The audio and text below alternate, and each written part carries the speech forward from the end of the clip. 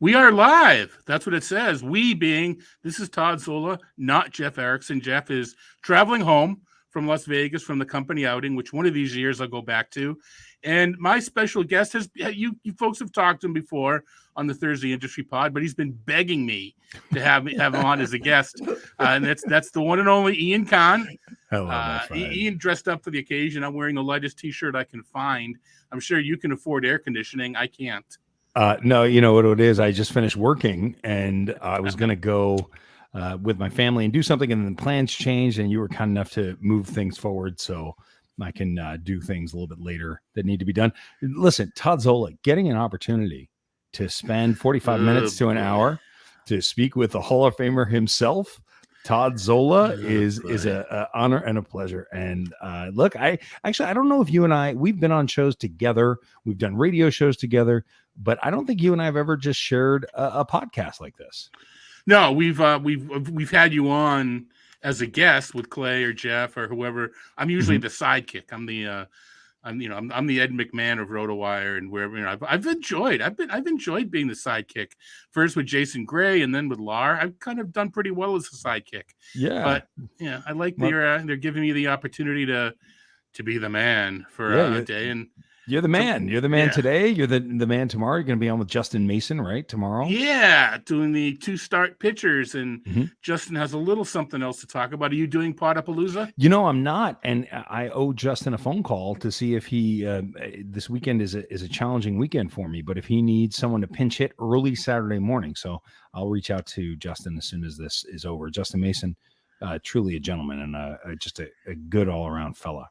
The latest recipient of the Lar Michaels Award, matter of fact, Justin. Yeah, which you received in year 1, I believe. You were the first recipient, then our friend Rick Wolf, number 2. Wolf, yeah, and the tout board will get together and decide on the 4th. It's gonna be nice that we could finally say hi to each other live. Knock on wood. In March, we haven't. The Hall of Famers haven't gotten together. Yeah, Pianowski, we haven't learned the.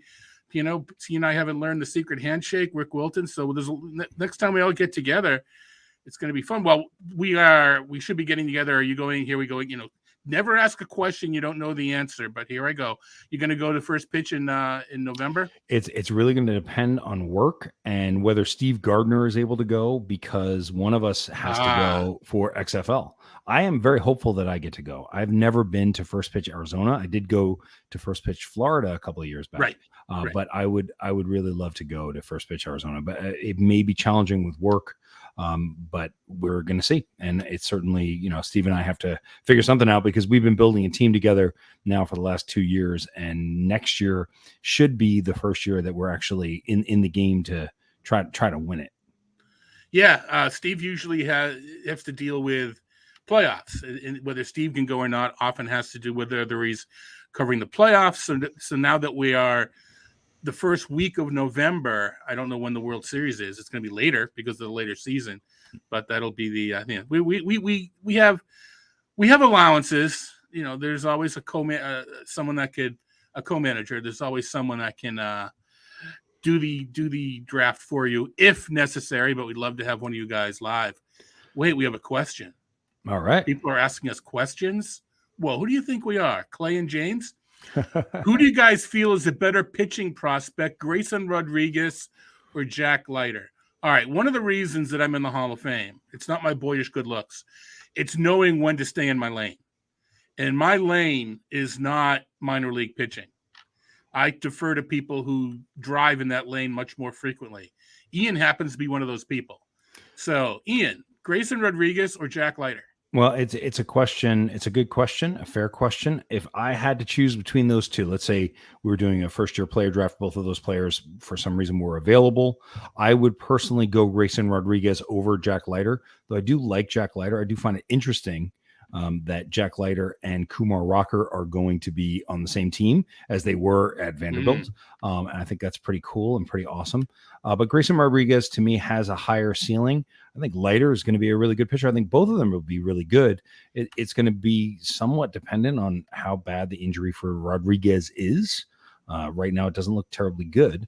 So we'll see what happens. But if I had to choose, I would go Grayson Rodriguez, and the person that I go to is James Anderson over at RotoWire. And as I mentioned on a podcast earlier today, because it's my second guest stint of the day, I have access to James's list, which is something that makes me feel very lucky. So whenever I'm looking up a guy and I'm like, man, I wonder, I always end up going to James's list to see. And on the RotoWire site, I used to work with you guys. I was a very happy member of the RotoWire team for a long time before I moved over to The Athletic, where I do a podcast weekly, the Under the Radar podcast for the Athletic Fantasy Baseball podcast.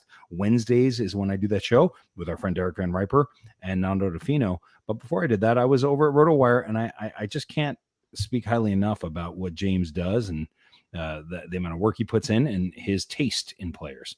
So if you ever have a question like that, I would recommend using your RotoWire subscription, heading right over to James's list and taking a quick look. Yeah, absolutely. Now, would your answer be different if they hadn't moved the fences back in Baltimore?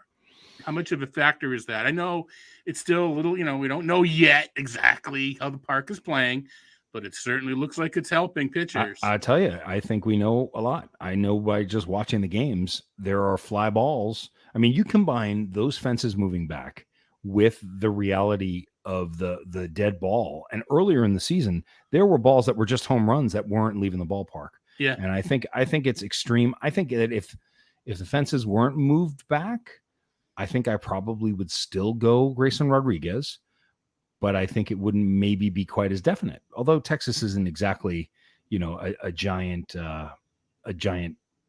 ballpark there either. I mean, right. And you would know that even better than I. No, it's the new confines is a pitcher's park, especially when the roof is closed, and it's been closed at all but like 2 games since it started. No, that's good. Now you alluded to your podcast with DVR and Nando. Man, that must be the worst hour of your week. It's just such a pain to work with those two. I tell you, those two, as I've said many times, I mean, we've been doing it now for 4 years, pretty much every week. We take a couple of weeks off in November and December, but then we start back up in January. It's just so much fun to work with those guys. And Derek is a genius, and Nando is just the funniest man. And so, yeah, we just really do. We really have a good time just kind of shooting the breeze and talking about the game. And as I say, Nando and I are kind of like, I like to think of us like a sandwich, and Nando and I are like the meat and the cheese and all the toppings. And Derek Van Riper is the greatest ciabatta bread in the world that kind of keeps us all together and kind of keeps us in a straight line. So it's really pretty fantastic. Yeah, DVR knows when, for the voice, obviously. No, DVR, he knows when to have fun, when to be serious, when to flip between the two, make it seamless, so that you can, infotainment to coin my coin, but use one of those silly words that some people don't like. But anyway, no, I was just obviously being facetious. Nando is something else, and obviously DVR. We'll answer Joseph another last question, and then we'll head on to some other things. You mentioned the XFL. We're going to talk about some leagues that we're in together. Huge Cincinnati Reds fan, afraid they won't be able to sign all their players. I mean, even though you're the dynasty guy, I don't know that either of us have any insight into that, really, right? No, I mean, what I will say is that Cam Collier fell, and he fell a lot further, I think, than people were thinking. Though there was some talk right before the draft that he was going to fall. I don't know. I mean, it's hard to tell with that. One thing I do have a feeling about Kumar Rocker last year, and then him moving up to the 3rd pick. I think it's really fascinating how that all sort of came together, and I'm happy for him. And like I said, it'll be interesting to see the two of them in the same. But no, I wouldn't be too afraid that they won't be able to sign the players. No, I don't think so. Yeah, you mentioned Kumar Rocker. I follow the draft more as a fan than an analyst because, like I said, I have access to James as well. So the word was the Red Sox with the 24th pick were all over scouting Kumar Rocker. So he goes 3rd. I mean, to me, that's like drafting Juan Soto in the 2nd. I mean, how can someone who goes 3rd expected to go 24th? Then I did a little bit of reading. The reasons why there's so many reasons, and most people thought he'd go around 15th. And if you're going to go 15th, sure, you may hope he lasted 24. But I just kind of funny that a guy the Red Sox were all over scouting at 24 ends up going third. Yeah, well, I think that Major League Baseball is missing out on something. I think that the NBA and the NFL drafts are super fun for people who are involved in those sports, right? I remember there was a time where I was a big football guy and I was a big basketball guy, and draft night was one of the most exciting nights of the year. And it wasn't just about the players that you really do get to know in college basketball and college football, which is one of the other reasons why it's so exciting, but it was the ability to trade picks. And I'm going to ask you, Todd, do you think that if major league teams could trade picks, that would be something that would add to the fun for fans? Or do you think that would be just dangerous and each team should be stuck with the rules that we have? I think the trial balloon, or whatever the expression is, of trading the supplemental picks was kind of a let's see if it's abused.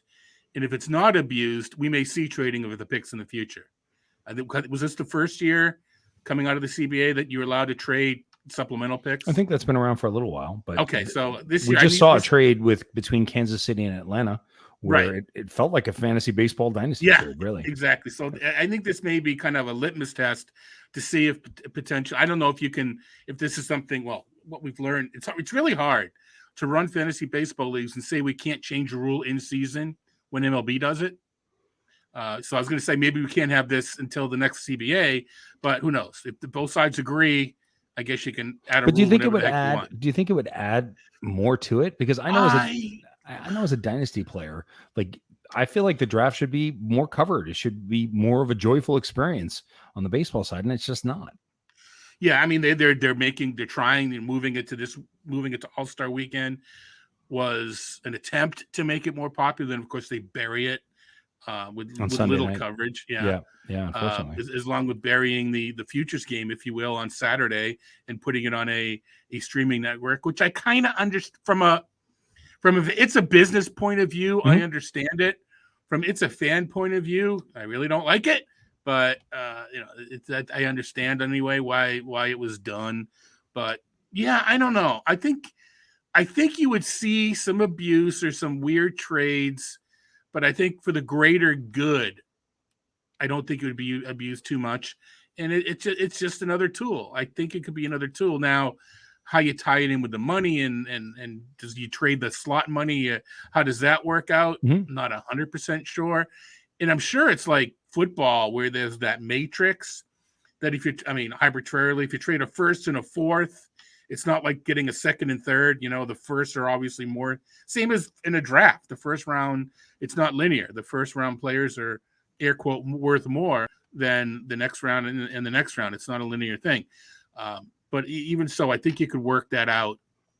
And if anything else, it gives you something else to pay attention to, right?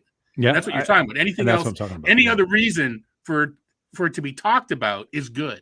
And if it's a trade is why we're talking about it, I think it's good. Yeah, I that's my feeling on it. And I think that one day that will eventually happen. Todd, you and I talk when I call you. Typically you're on the air and then I call you and then you get mad at me and like, why are you calling me? What do you want? My fake anger is so funny, isn't it? It's phenomenal. It's my fake anger on these things. Yeah. But so I have a question, something you've been saying that I've been thinking about an awful lot. And you are one of the best players, period, that we have in the game. We were talking about only leagues, and I was trying to make a trade with you, and I think it was labor. I think it was AL labor. And you said that when it comes to only leagues, I hope you're okay that I'm sharing this, that you have a philosophy, which is to bully hitting and manage pitching. And then you said, I'm not sure if that still works, but that's how I've been doing it. And I've had some success with it. What is your thinking about that, Todd? Like what is the thought process behind it? And why do you choose to stay with that path? This isn't anything new. This is age old. It's probably goes back to Jason Gray, now that the Tampa Bay scout. Mainly because there are two ratio categories in pitching, which you can manage, and there's only one batting average in hitting, which is the most variable. It's the most tightly bunched. You can't see it when you look at standings. But if you normalize standings, batting average is the most tightly bunched category, and a little BABIP luck here and there, you can go up and down pretty easily. But so you want to concentrate on the categories you can, in theory, project and build for, which are the 4 counting stats categories. Pitching, all right, saves is unto itself, so that kind of take that out of the way. You can manage you can manage your ratios, and further, pitching has got middle relievers. There's no subset on the hitting side where you can, other than, I don't know, a second catcher that hits for batting average. Maybe that's the closest. There's no subset of, I can use this middle reliever when my starters have poor matchups to stabilize my ratios. So that's to manage pitching means streaming starters with favorable matchups and using relievers when necessary to amplify or supplement your ratios. Hitting, you need at bats. And I think it holds true in any size league of any format when you do rotisserie. It's just harder or easier to do depending upon the rules. Labor, harder to do because it's harder to stream, right? Because of it's harder to stream. Tout, AL and NL tout, it's not that easy because you only have 4 reserves. We have unlimited DL, but I don't know. You've got a speculative player, or it's not easy to stream when you only have 4 players to stream with. Mixed, it's a lot easier. I think it works a lot better in mixed. Okay, so that was, I think that was what my question for you was is that an only strategy that you employ it, or do you employ that? That's like when you won TGFBI a couple of years ago, you won the overall in TGFBI. Did you bully hitting and manage pitching? Was that your path back then? I got lucky. But no, that was the idea. If I recall, I do recall, I drafted Mike Clevenger and Aaron Nola in the 2nd and 4th. So I didn't completely avoid pitching, but I didn't take another pitcher till a little bit further down. And Clevenger was out half the year, and Nola did not have his typical Nola year. So I won because I had Chris. This is before the helium caught Chris Paddock and a couple of other pitchers. This is like Paddock's good year, the year we're still remembering. But the setup, sure, the setup was to bully up hitting and to manage pitching. And I just, like I said, I happened to catch a couple guys during their good years, and everything else just kind of came into place. Hoping for a second half or 70 games. I'm kind of like within knocking distance of Zola's close enough to be worried about, but it's not like I'm, top 10 or anything. Hoping for, everybody has that run, those 2 weeks. We happen to get those 2 weeks and see where I am and then go from there. I just haven't had those 2 weeks yet. But we'll see if they occur. But yeah, I think that, people are winning leagues. You're doing well in tout. We can talk about that. But Doug Dennis is doing well in AL tout, and he's taking advantage of the no minimum inning rule.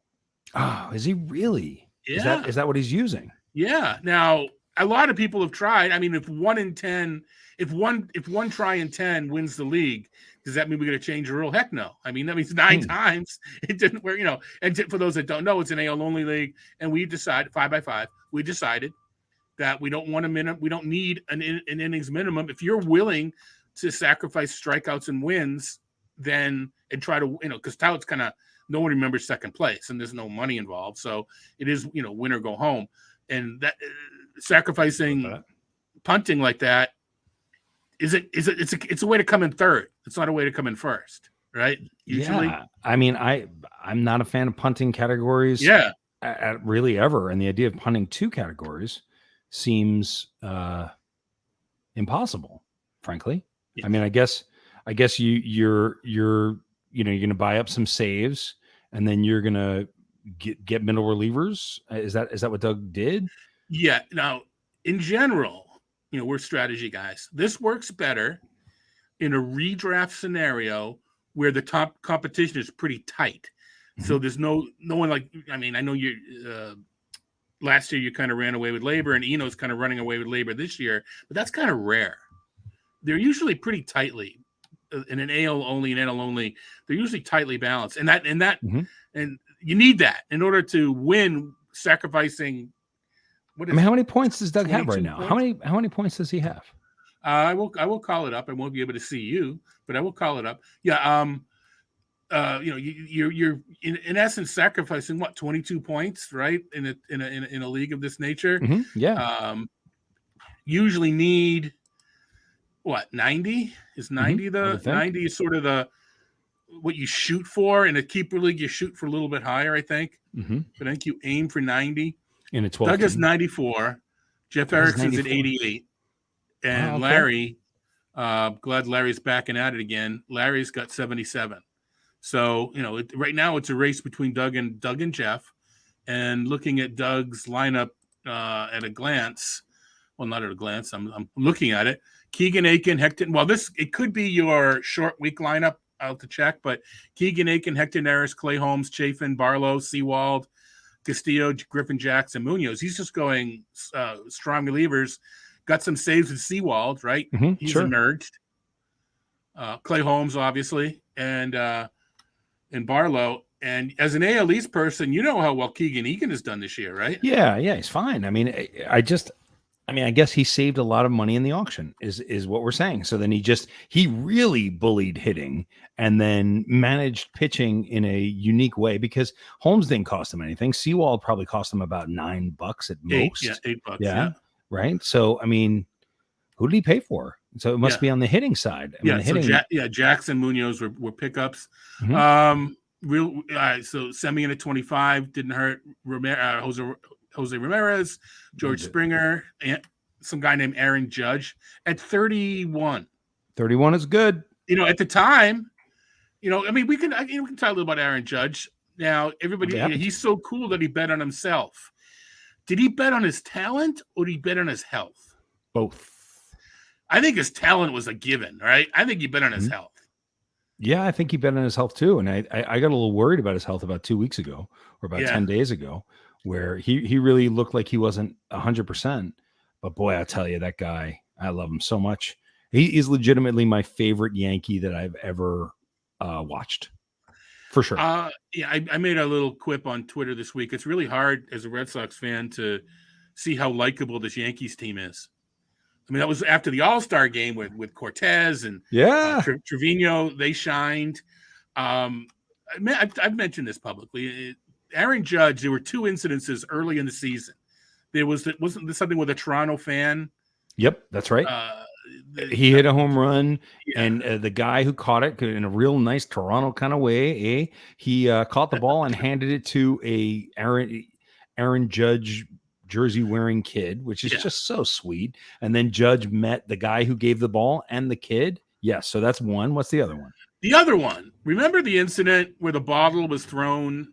Yes, it may have been Oscar Mercado. Yes, you are correct. Cleveland outfielder. 100%.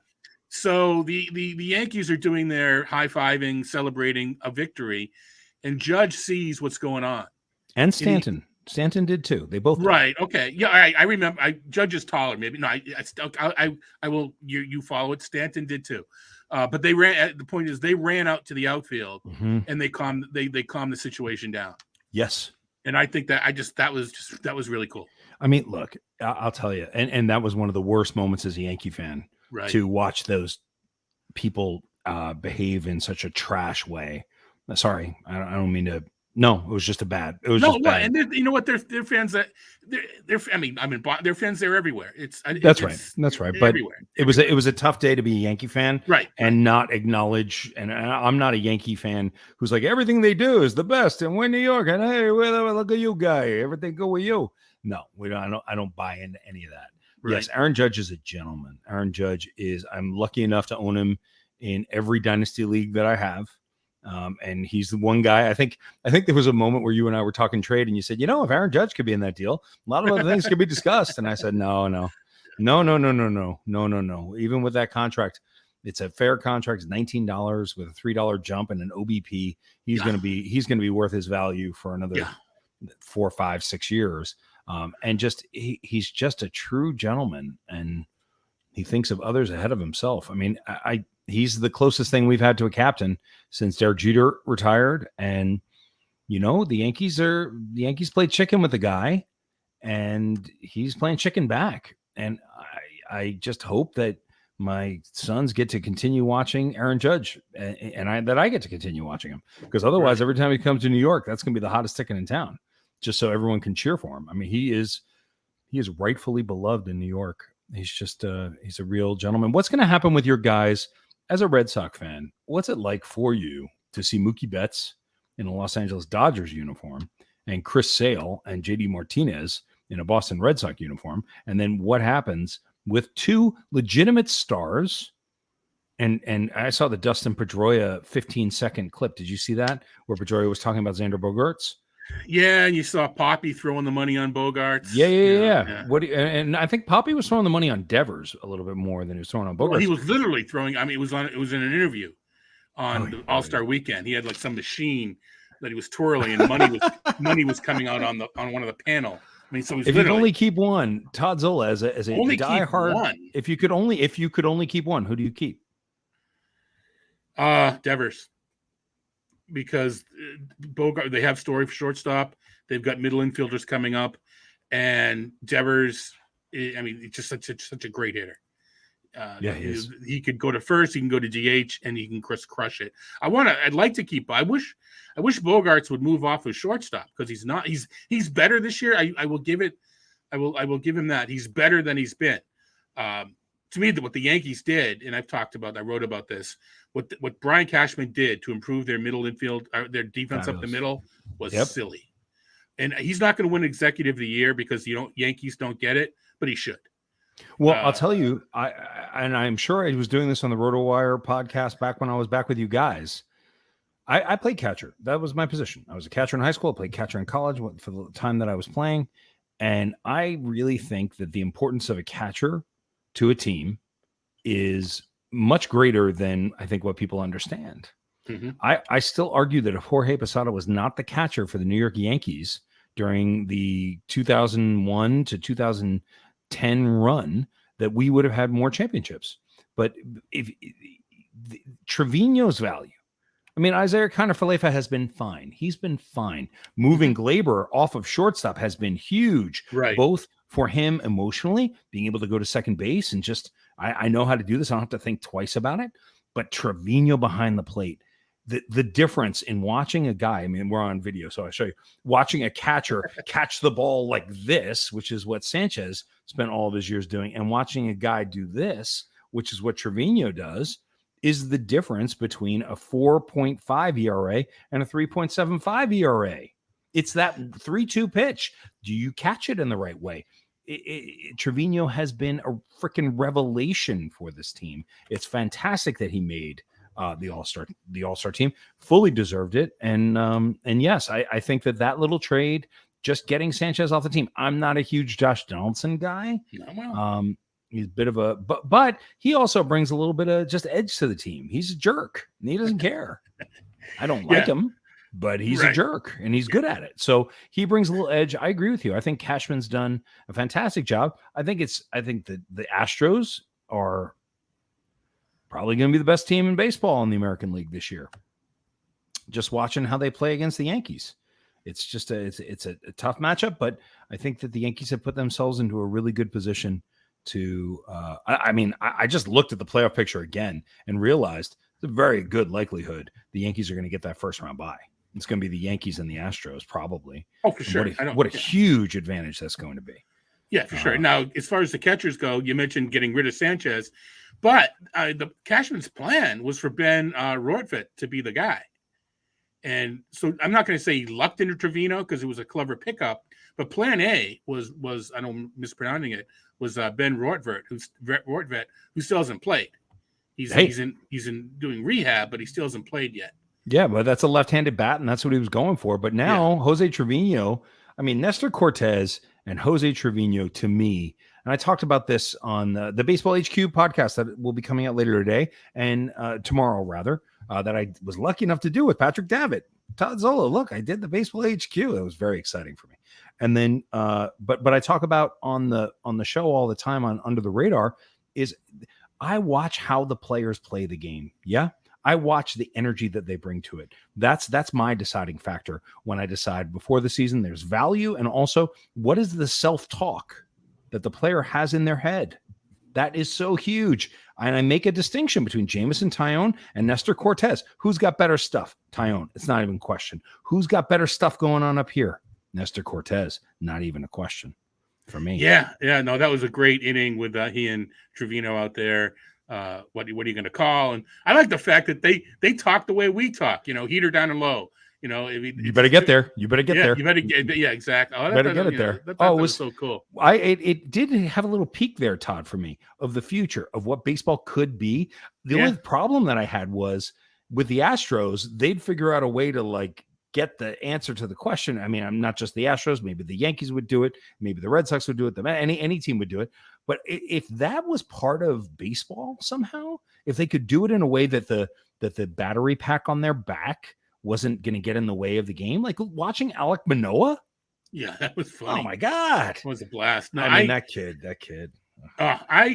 When they first, was it Fox or ESPN? I guess whichever, I think it was ESPN Sunday night. When they first started to do those broadcasts, the old Stu, get off my lawn. How can you interfere with the game? Then, these are pretty cool. These are very entertaining. If the player was willing to do it, who am I to say no? I'll tell you one thing that I don't want. I don't want guys up at bat doing that. It's too dangerous. I really don't think. Right. I like guys in the field. Guys in the field. That's like the best.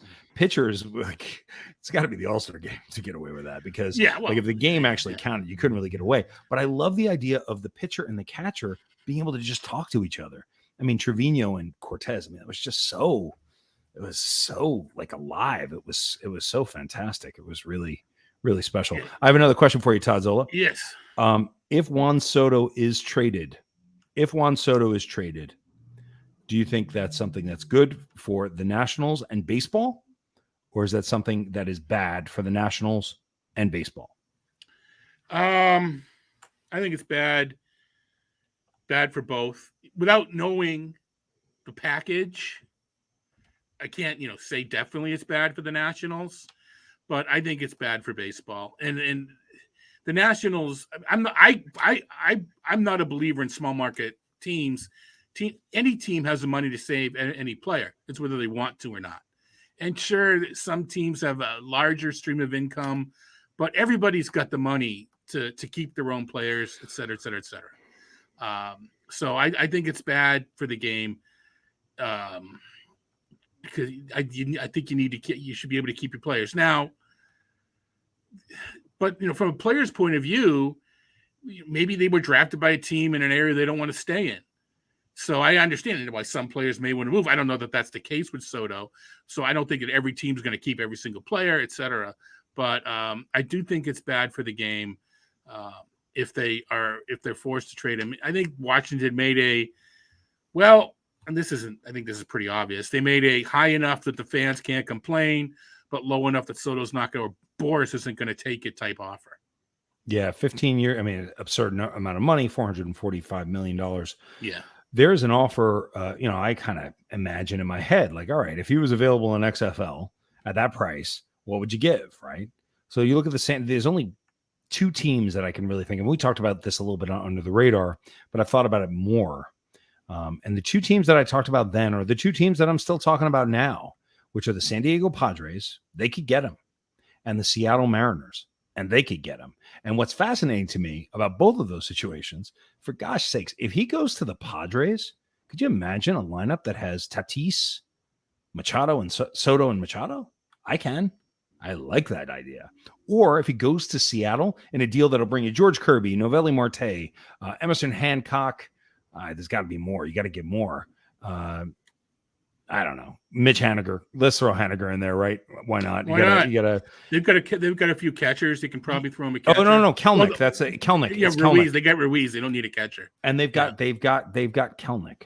The Kelnick would definitely go in that deal. So you're talking Kelnick and Emerson Hancock and George Kirby and Novelli Marte and maybe even one more piece like that. But then you have a team that has Julio Rodriguez and Juan Soto in the same lineup. And you kept Logan Gilbert. You kept keep Logan Gilbert. You keep you give it one pitcher, but you keeping Gilbert, and it's a park where you can then acquire more pitching, et cetera. So yeah, the Padres. So that's why I don't know that it would be. I don't think it's good for the Washington Nationals, though. You make a trade like that. Sometimes in a dynasty league, you got to make a trade like that. It's all what the market will bear, and the fact that they didn't send a plane for the guy. I mean, not that I think people should be sending planes for everybody, but it is a sign of not a lot of love right now. And I wouldn't be shocked. I wouldn't be shocked if they actually trade Juan Soto. And how do you trade Juan Soto from the Washington? It's not the Milwaukee, the Kansas City Royals. Right. This is the Washington Nationals. Darn it. Just won a champion. They got all the money, the playoff money. So you get out this package, you're going to have to pay these players too. But you have 6 years to build. Right. So you're going to, that. So it's one of those things where, to me, an offer should be a fair offer should be made, and let Soto decide if he wants to take it or go to another team.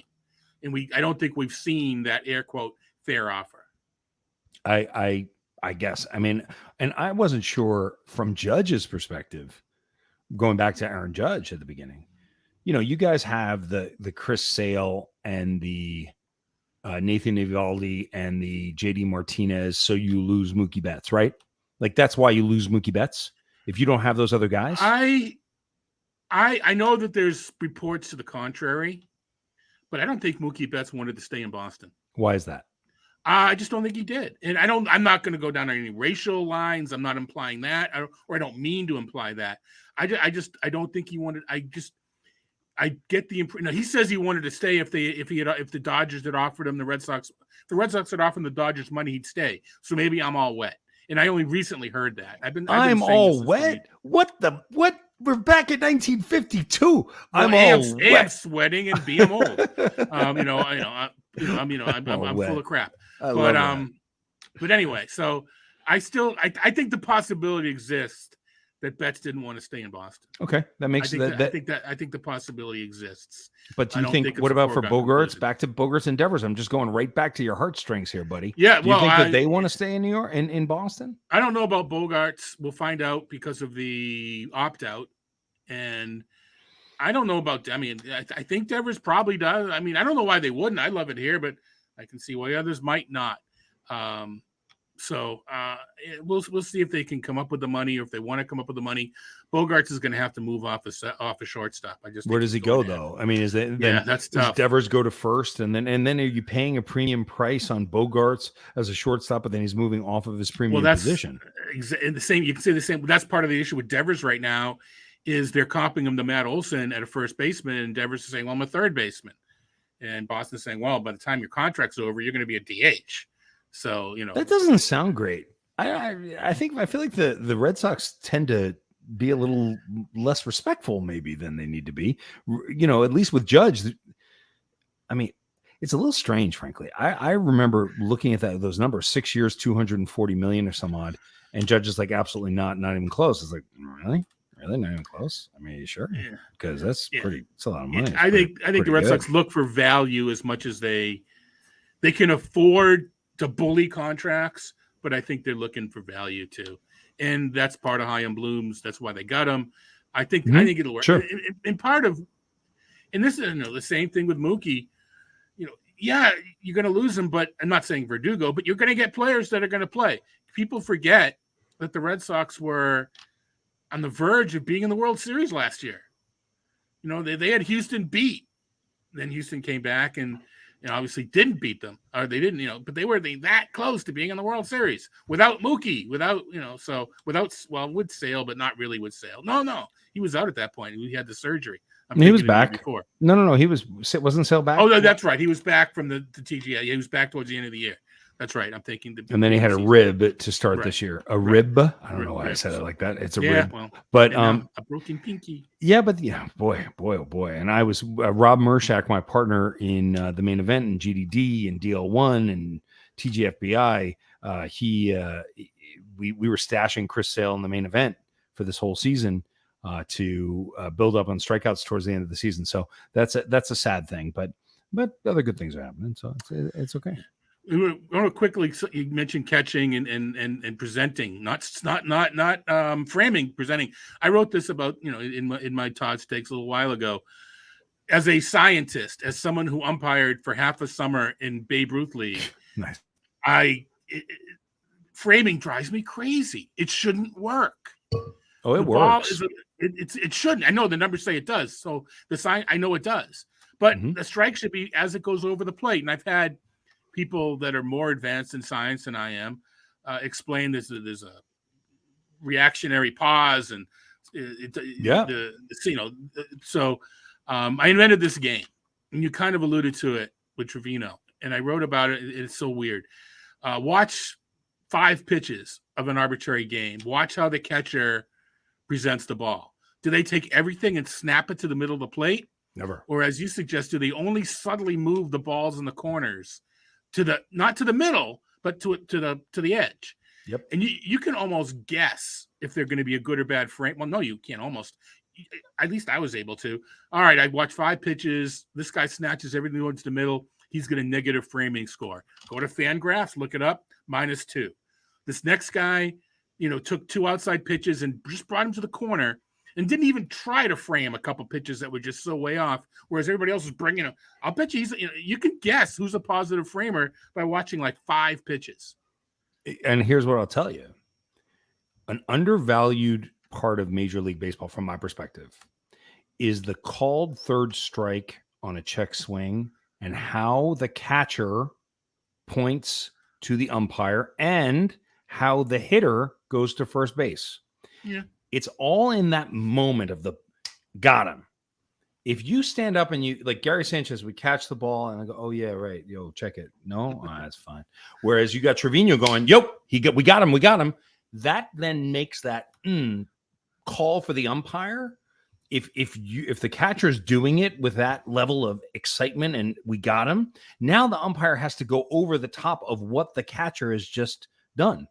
I think it changes 20% of pitches, 20% of those little moments, those little tiny in between parts of baseball. I think it matters. It does, but I think there's another end of that. And I like watching this at the AFL. You can tell when some home plate umpires just are PO'd that the review's being asked for because they're sure the guy didn't check swing. Then you can kind of tell where they want that review because they're not sure. Mm-hmm. I think knowing when to ask for it matters. I don't think you ask for it every single little bitty time because then you get the boy who cried wolf thing from the umpire. Maybe he doesn't have to check. The umpire is not required to check with the base coach or the base umpire. No, but as soon as the catcher calls for it, you got to the umpire has to make a call on it. He doesn't have to request help though. No, but if the catcher asks for it, then the umpire is going to have to make the call. Right. Sometimes they ask for help. The catcher's asking him to ask for help. He doesn't always have to. Maybe I'm wrong about this, but I always thought that like as soon as the catcher makes the request, that's enough. That the umpire doesn't have to ask. That has nothing to do with the home plate umpire. The catcher's just trying to steal a call. I mean, I think the catcher can. It's irrelevant.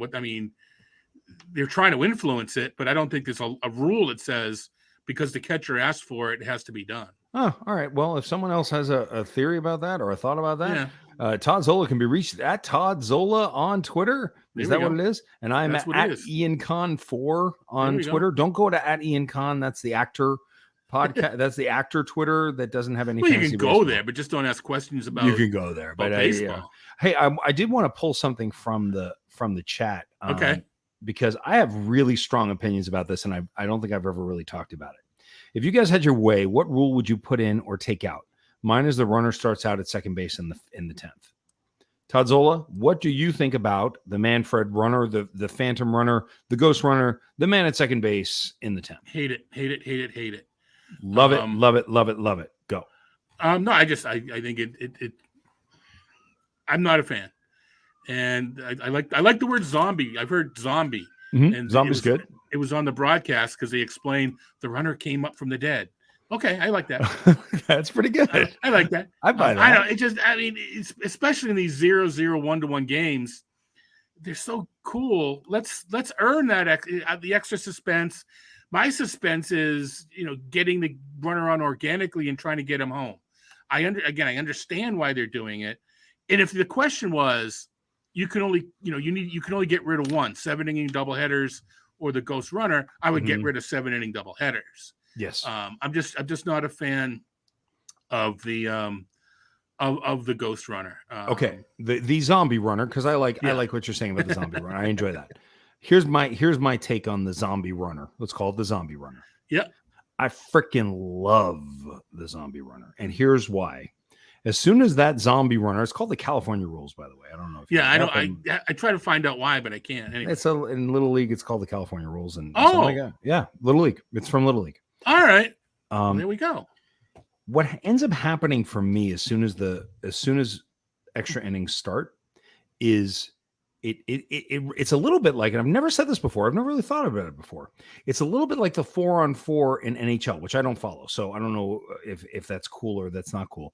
But it lifts the whole game for me immediately into a higher octane. So it takes it from being the national pastime, if you will, into a very exciting. It's like, all right, it all comes down to every pitch now. Now, in the extra innings, at least from my perspective, 13th inning, 14th inning, it's like, I've had enough at a certain point. And then it becomes a game of attrition. It's like, who's going to run out of pitching first?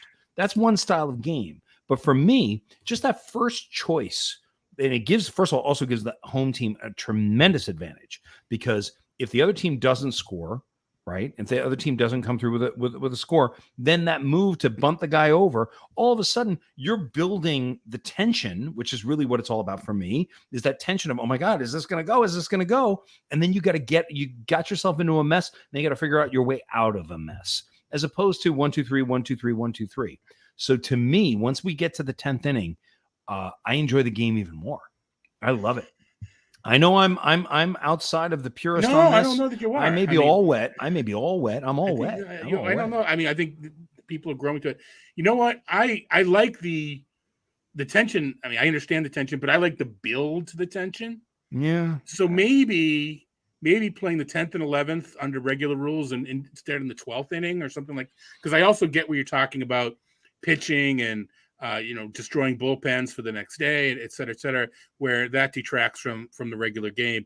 I can understand that. So maybe the compromise is 10th and 11th, or maybe just the 10th. But now we're 10, whatever, an inning or two, regular rules. I mean, I would be okay with it. I would, if, for the purist side, but for me, the game gets my wife was looking at the game. We were watching a game recently, and she's like, "What the hell's going on? Why is he on second base?" I was like, "You just figuring this out now, huh?" And she was like, "Yeah, but this doesn't make any sense. Why is he? How to get to second base?" And I said, "Well, it's called he's there, and it's gonna. And what it does is boom, boom, boom." And then she was sitting there watching. She's like, "Oh yeah, I guess it's kind of fun. It's kind of fun. It's kind of exciting. It's like it's manufactured excitement." But Michael Kay over at the Yes Network, who I used to just abhor listening to, like I just couldn't bear him. Sorry, Michael Kay. But now I've sort of grown to like him. I think he's grown on me a little bit after 25 years. He hates it. He's like, "Oh, this is stupid." I think most people in baseball kind of hate it. I think I'm on the outside on this one. I think it's closer to 50-50 than you may think, but okay. Dennis Eckersley would love it because it gets him out of there earlier. Also, and here's where I'm going to ask you this, because you're very smart and you're hired by all the big places. ESPN loves you, RotoWire, Master, everybody. They tolerate me. They love you and they keep you around. I wonder if there's been an article written about how it changes the value of closers, this rule, because you're seeing more closers get wins now than you ever have before. And I'm not smart enough or patient enough to really figure it out. I mean, I guess I could figure it out, but like, does the home teams, like, so if Clay Holmes comes on, or Tanner Houck, let's do Houck, you're home in Fenway, the game is tied, he comes on in the 9th, or he pitches the 10th. You just get a chance to it just feels like there's more chances for wins for guys in our game. Yeah, there might be. And that is something we can look. I mean, there's a bunch of things. Joe Sheehan talks about it on Twitter, broadcast, et cetera, too, or podcast, radio spots where The run scoring, am I going to have to go back and with projections back out all the runs scored in extra innings and or scored against position players to get a better feel for a player's true value? Because the number of, I think it might be fun to talk about, but when you actually check the numbers out, I don't think they're adding that much. I don't think it adds that much. I don't think it does, but it's something, at least it does.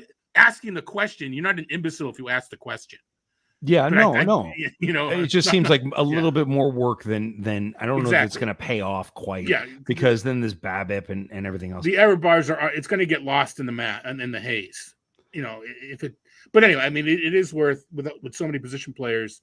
But I'm trying to think if there was one rule that I would change. I mean, other than if there's another rule that I would change, what it might be. I don't know at this point. I mean, that's the key rule would you be for or against? And I'm going to surprise myself with this answer. Would you be for or against if it was workable from a logistical standpoint? It didn't shut the game down all the time. Would you be for or against robot umpires for balls and strikes? All right. I am changing my tune on that one. Now, the whole framing incident we talked about, that's gone, right? Yeah, I mean, would be totally gone. That's gone. All right. My concern is it turns in wiffle ball where the ball lands in the chair. It's a strike. And the ball never crossed the plate, but it landed in the chair. So it's a strike. If the ball barely ticks the corner and that's going to be called a strike, that's going to ruin the game.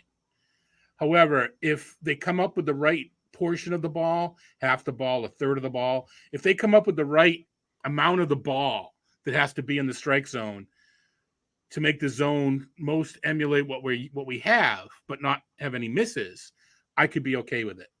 But I still would prefer better trained umpires because I like the catcher umpire dynamic that we talked about. I like that part of the game. Mm-hmm. I like people framing is cheating. I don't know. It's not cheating. I don't think it's cheating. It's not cheating. I don't think it's cheating at all. Called.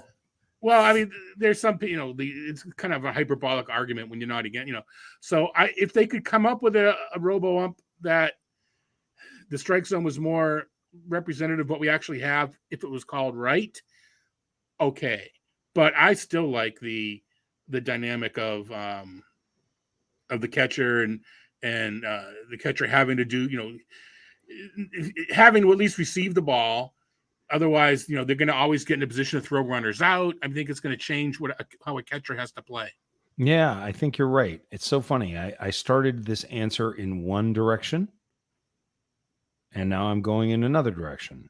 I'm tired of watching Aaron Judge get called out on strikes that are at his ankles because umpires are silly. Although I will say, Aaron Booney. Do you ever watch the John Boy videos? Oh, Todd? Yeah. Okay. Oh, yeah. So, I mean, the my favorite one that I watch with my family at least like once a month is make the effing adjustment. Make the effing adjustment. It's like, where was that pitch? Like he's 6'7". That would have been a strike if he was 6'8". And he does that, and he goes, "You get out of my face. You make the adjustment, Booney." I love that. That one. No, that's the old one. Savages in the Box is the old one. This is a sort of a newer one. But that being said, there's something about the vulnerability of baseball. The fact that human beings are doing it. It's just sometimes it's just so absurd where it's like, come on, man. Like, really? You're calling that a ball? I think it's most egregious when the ball's like right down the middle and they call it a ball. And it's like, the other thing, and I wrote about this too. Part of my Todd's takes. Yeah. I get to vent like this. I don't understand how we can be so married to a 2-dimensional rectangle to represent a 3-dimensional strike zone. And broadcasters, they show the pitch and where was that box? Was it the beginning of the plate? Was it the back of the plate? Where was it's a 3-dimensional zone. And so a ball is in the zone, out of the, this is where you can get high pitches fall into the zone at the back and low pitches be a strike at the beginning, but not, so maybe they have a way of doing it and they don't explain it. to the viewer. But how can you be so married to a rectangle to represent a three-dimensional cube? I don't get it. And then you got parallax and different camera angles where you're being fooled. I mean, you're being fooled. Does it go through the box? Well, the camera's over here, and parallax being how high it is. I think we're fooled by this two-dimensional box. Not that Judge doesn't get some bad calls. Some bad calls. But I think we're getting fooled a bit by being so married to this two-dimensional box. Make the effing adjustment. Make the adjustment. You make the adjustment, Booney. I love it. I just love it. And now, as we are getting close, the 3-pitcher. Thank you, Joseph Nelson, for putting together some of these questions here. I'm going to give my quick vibe on all this. Love having the DH. There's no question about that. I think it's a far superior game. And the 3-pitcher has to face 3 batters. I like that rule too. I also am excited for the pitch clock. I'm good with the pitch clock. I love watching guys who work quickly. I don't like guys who are like sitting up there and taking their temperature and looking out of the field and looking at no, get to it. Hop 2, hop skip. How about in this one? I'm split on the shift. I am split on the shift. I got feelings about the shift. Which way? Which way do you? I mean, I've talked about it, so not a secret. I haven't really talked about it. I haven't really talked about it that much. I do not like the shift. I think that it hurts the game. Personally, this is my personal opinion. I'm not a fan of the shift. I think it's unfair. You could make the argument that, well, Joey Gallo just needs to learn to bunt. And I agree with that. Joey Gallo needs to learn to bunt down the third base line. But it makes the game, I think that you should have, I could be wrong. It's just my dumb opinion, and I ain't that bright about a lot of stuff. I think you should have 2 guys on either side of the infield. I think 2 guys on either side of the infield. If you want to play with like up the middle, that's fine. But I don't like taking the third baseman, putting him into short right field. I just not a fan of that. I also like a hard ground ball up the middle being a base hit. You know, I miss that. I feel like I try to teach kids how to do that. Hit the ball up the middle. That's where nobody's at. Yeah, well, now they are. When I played softball, such a pull hitter, I always aimed to take the pitcher's head off, and I'd usually take the third base coach's head off. But anyway, that's not nice. I never would do it. I never would do it, but that's the way to get my slow down a bit.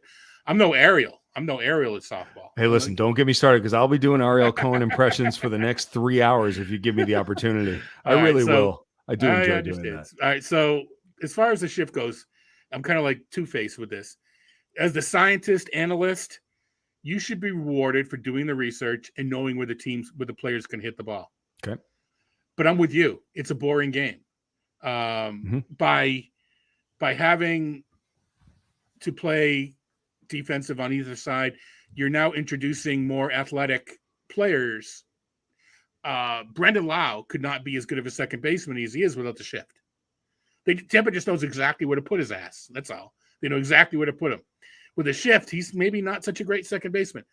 And more athletic players, you get more speed, you get more balls in play. So I think it's a better game without the shift. I agree. But darn it, the guy that was a scientist for all those years, you should be rewarded for doing your research. Yeah, all right. So I am, sorry. So, people should learn to hit the other way and okay. Yeah. I agree with that. If you could stop baseball for 10 years and start teaching people that are 13 years old, and 16, 17, but we're not going to wait that long for that to occur. Well, as Ariel Cohen would often say, really what you need to do is find value as often as you possibly can. And if you find that value, in hitting the ball the other way, then the good things will happen. If I could say, the reason I did that is because this week we had Ariel Cohen on as a guest. Nando was out for the week. We had Ariel on with myself and Derek had Ariel on. And there was at the end of our show, if you like a good Ariel Cohen impression, a conversation between George Washington and Ariel Cohen that is in the post-credit scene of this Wednesday's Under the Radar show. So if you have a chance to give us a listen, you'll get a little taste of Ariel Cohen along the way. And I do. Ariel's a good friend of mine, and I enjoy him very, very much. And I enjoy doing impressions of Ariel Cohen, to be honest. And he won his softball league, the Wednesday night softball league. Well, it's not a surprise. Not a surprise at all. I mean, I'm pitching. It's very hard to beat me. I make things hard on everybody. No, I understand. I didn't check it out myself, but DVR claims that he was an unsuccessful attempt at a Nando impression. Oh, first of all, it's Nando, not Nando. I'm sorry. It makes Nando very sad when people call him Nando. Here's what I'll tell you. This week, 2 weeks ago, 3 weeks ago, Nando was also out, and DVR did an opening of our show. It was just he and I, and Nando last minute couldn't make it, and he did the opening of the show, and it literally sounded exactly like Nando Defino. It was shocking. Then Nando was back last week, and he, hello, everyone, and welcome to your favorite show in the history of the entire wide world. That's my impression of Nando Defino doing the opening of our show. And then yesterday, when it was also 7 a.m. on the West Coast, DVR was trying to do it, because we had to do an early show. Thanks, which I'm grateful to him that he did. And he did his best at it. It wasn't quite as 80 grade as it was 3 weeks ago, but still was quite good. And, I'm just going to plug the show because the more people listen, yeah, it's fun. It's the industry pod. Under the Radar, part of the Athletic Fantasy Baseball podcast. So give us a listen. It gives you a really good indication. We talk a lot about under the radar players. So we talked about Cutter this week in Boston. We talk about minor league guys that we think are coming up soon. Has AL only, NL only sometimes, but also we do a lot of Dynasty League talk because that's where it all began for me. Real quick, Nando story. Yeah. And isn't Ronis, Adam Ronis does the Nando back in the day, back on Sirius. I think it was Ronis that nailed the Nando impression. I don't know. I'm gonna have to. But anyway, so this is when Nando was Sam Walker's, sidekick when Sam was writing the book, which Nando will always be a great guy in my book because he had the assignment of following me around in Vegas for an entire weekend. Hey. You know how I am in crowds, especially in Vegas. This is 15 years ago. 20 years ago. 20 years ago when Nando probably had things he wanted to do in Vegas, but he was a trooper and he followed me around for an entire weekend. This is for the book, which I never made the book, which is fine because it wasn't in the league. But poor Nando had to shadow me for maybe it's just a day and it gets longer as I'm going to be telling the story next year for an entire week. There was a month where Nando Defino followed me in Las Vegas. He made my meals. He laid out anyway. So ever since he was such a trooper and so glad that he ended where he ended up and what he's ended up doing, et cetera, all that sort of stuff. I know we're a little past the hour, but you wanted to talk a little. We'll give you a choice: NFL, XFL, or NL Tout. Which do you want, or do you have your family things coming up? We got a couple of minutes. Let's talk NL Tout. NL Tout. Let's talk NL Tout. My goal in NL Tout, I should have it set higher, is to finish above 60 points. So I'm not. You know what it is now? I'm above 60. I want to finish on the left side of the on-roto standings. Okay. I think you should always set goals. I'm not going to win, but I think you should set goals.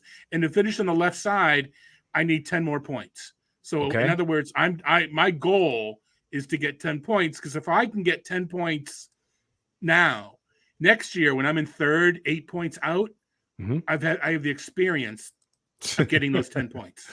Okay. Yeah.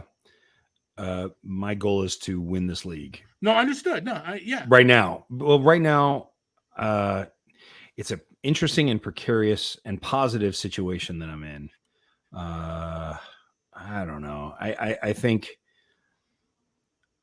it's going to be ERA and WHIP for me, and it's just a question of whether I've got a good lead in strikeouts right now, decent and good in wins, great in saves, and the hitting is good. It's just that ERA and WHIP, and it's hard to measure it. It's just hard to. Every time you take 2 steps forward, you take a step back, and the Patrick Corbins of the world that you have to own in an NL only. It makes it more challenging. So that's why I'm still on the lookout. I think with the hitting that I've got going right now, it's really strong. I feel like I bullied hitting, and I've got backup hitting that I could move. So I'm looking for people someone to match up with, so I could trade some of the hitting for some of the pitching that I think I need. Yeah. So I mean, I'm last in saves. I could probably gain 2 points with a closer, but that might, Three. You can gain 3 points with a closer. Well, I don't know. I mean, with a real closer. Yeah. Because Peter, who has 13 points, 9 ahead of me, he's going to keep getting saves as well. So, Okay. but I mean, 3 are there. If one were to get lucky, 3 of them are there. So you're looking at your ERA is what you're. Yeah, I think so. I mean, I don't know, Todd. You tell me. What does it look like to you from your perspective? I was actually looking at my team. I mean, so a guy like Colin McHugh would be more. I mean, if anybody on my team would be attractive to you, it would be a Colin McHugh type. But why trade for McHugh when you can pick up a McHugh? Yeah, no, I think I need another starter so that then I can take Corbin out of the lineup and then play matchups a little bit. But you know what? It's one of those strange things, and getting too deep into our leagues is never people don't always love that. But you feel like you want to do something to win, right? I want to do something to win. I'm just going to keep putting out the best lineup that I can, and then see if there's a match with somebody who needs what I need to sell. And one of my favorite parts of this game, as you know, is hopping on a phone and calling someone and trying to find where the balance is. And here's one of the best parts about playing in a league with Todd Zola, and I'm lucky enough now to play in 3 leagues with you, Todd. We play in 3 leagues together. Yes, we do. Can you do which ones? Can you name all 3 leagues that we play in? Well, it's going to be Labor, XFL, and Tout. That is correct. So here's one of the great things about when you play in a league with Todd Zola. You send him an offer. If he doesn't like it, he rejects it within about 3 minutes. And he's like, well, I guess that didn't really well. No, I wasn't going to do it. And I wanted to, let you know that that you should go look elsewhere because it ain't going to happen here. So that's actually appreciated because one of the more challenging things in leagues is when you send out an offer and it's like, did that land? Did you want it? Did you not want it? Like, I don't really know where you stand. With Zola, I know where I stand. And I mean, if there is something there, I'll reject it and say, let's talk. Yeah. But yeah, no, I do kind of like to let people know. It also helps that I'm sitting by my computer, almost every minute of the day. If I'm not, I'm sleeping or whatever. But there is some courtesy to it. But it's also because I can. But you do, so I mean, more directly about you look at my team and you say, well, Zola's got Logan Webb, Zach Wheeler, and Luis Castillo. He's got 3 pretty good starters. Absolutely. So what could I So now the question, and he's sitting on Kyle Muller, who's crushing it in the minors right now. Yes, he is. He's got to have it. So I'll tell you what we're going to do. As soon as we get done with this, I'm going to call you off air because nobody wants to hear our trade negotiations, and we'll see if we can find something. And the next time I'm lucky enough to do a podcast with you, we'll report to everybody what we did. In fact, what we could do is we can even post if we do make a trade. Say, and listen to the podcast if you didn't watch. And by the way, we ended up making this trade at the end. So it may not be right away because even fat guys got to eat, and I got to go to the supermarket. But Well, it's always a pleasure. I mean, I'll take a look. I need some time to check out and see where I can make a move. Yeah, sounds good. And because we did that, in Labor we did it last year. You wanted to secure your win, and I wanted to not finish as low as I was finishing. So we made a we have a history. Yes. Anyway.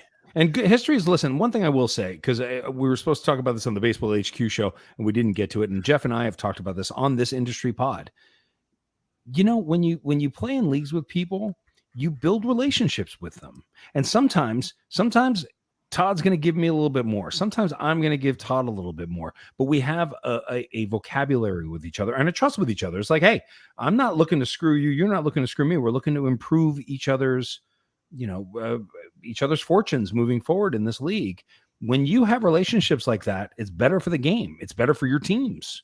And it makes it a little bit more fun because then I call Todd on the phone and he just makes fun of me for like 8 minutes and tells me he's going to kick me out of Tout Wars. That's pretty much it. Right, Todd? I mean, pretty much. Yeah, pretty much. Todd's just going to say, we're going to have to let you go now. You're not going to let you be in the league anymore. I mean, we've often talked about reshuffling the decks in Tout Wars and mixing the leagues up. Yeah. I can see the benefit of that. But we've got these relationships as well. It just never ends. It's just torture. Just Zola torture. No, I don't mean you. I'm talking in general. What if we just mixed up the leagues and get different blood in the AL and NL in the mix, so we present a different, something different to the audience. Maybe, but I just got into NL we're not going to do it. It's something that we talk about. But I think the reasons for doing is I think that there is this home league feel to it. Not to mention, some people can't travel to New York, so they got to do trans. Imagine, putting 94 people in 6 leagues. It's fun. That's Erickson's job. That's Jeff's job. He does a good job too. He does a good job. Absolutely. So I just realized that I never stopped for our commercial break at the 15 to 20 minute mark. So if there was an abrupt as Ian was talking and it was interrupted by an ad, let me apologize now if you're still with us. I'm going to try to find a point where I can insert that where one of us had a pregnant pause. Yeah, well, thank you, Todd. Todd, thank you so much for having me on. It was fun, as always, to hang out with you and talk the game. I appreciate it. No, I appreciate you being able to take some time out of your busy workday. You mentioned your pod. You've already talked about your pod enough. We don't have to worry more about that. But thank you. Good luck. Seriously, in NL Tout. Next year, I hope to be having the script flipped, and you're wishing me luck. We should, we'll see what happens. But again, my friend, good talking to you, and we'll so much looking forward. Hopefully in Florida, Florida. Hopefully in August, November, and on Phoenix hooking up. All right, buddy. All right, thank you. All right.